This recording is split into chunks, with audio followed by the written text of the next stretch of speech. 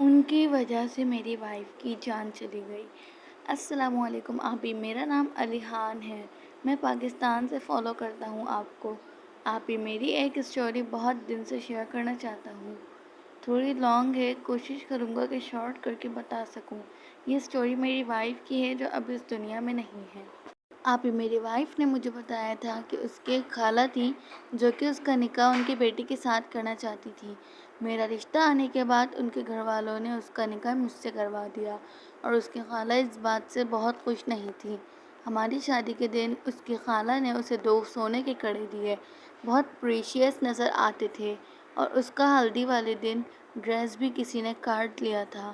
ہمارے بیچ سب کچھ ٹھیک چل رہا تھا۔ میری وائف بہت خوبصورت تھی، میں اس سے بہت پیار کرتا تھا۔ شادی کے 1 مہینے بعد اس کی طبیعت خراب رہنے لگی۔ ہم دونوں اکیلے رہتے تھے۔ میں نے میڈ رکھ لی۔ اس کی طبیعت میں سدھار نہیں آ رہا تھا اور رپورٹس بالکل نارمل تھی۔ ہمارا ایک بیٹا بھی ضائع ہو گیا۔ میں اس کو دیکھ کر بہت روتا تھا۔ میری اتنی خوبصورت وائف کی حالت ایسی دیکھ کر ایک رات وہ سوئی تھی، میں بھی سویا ہوا تھا۔ وہ ایک دم سے چیخ کر اٹھی۔ اسے جب پراپر ہوش میں آنے کے بعد میں نے پوچھا کیا ہوا تو اس نے کہا مجھے بہت کپور کی اسمیل آ رہی تھی۔ میں نے پیچھے مڑ کے دیکھا تو ہماری جگہ ایک مردہ نظر آیا۔ میں بہت حیران ہو گیا، ایسا کیسے ہو سکتا ہے؟ اس کے بعد اس کی طبیعت اور خراب رہنے لگی۔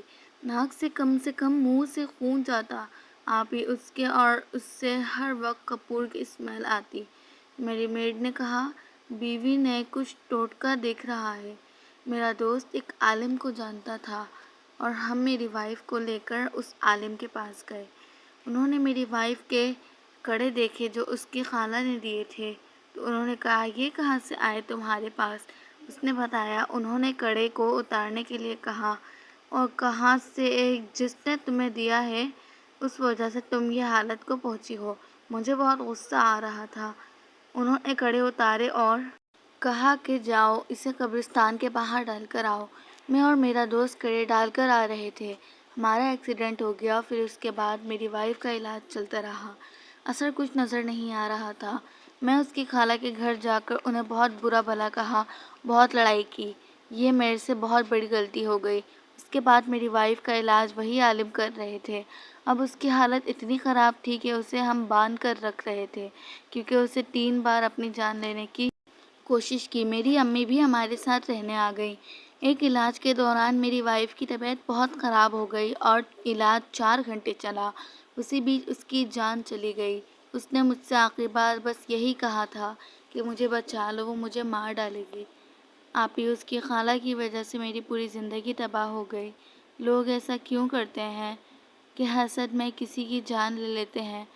آپ ہی اس کے بعد میں نے شادی نہیں کی کیونکہ میری محبت تھی۔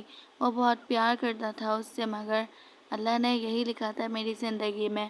میری اسٹوری ضرور شیئر کرنا۔ آپ کے دوسرا اکاؤنٹ پر بھی شیئر کی تھی میں نے۔ اللہ حافظ۔ اگر آپ لوگوں کو بھی یہ اسٹوری اچھی لگی تو لائک شیئر اینڈ سبسکرائب ضرور کریں، اینڈ اللہ حافظ۔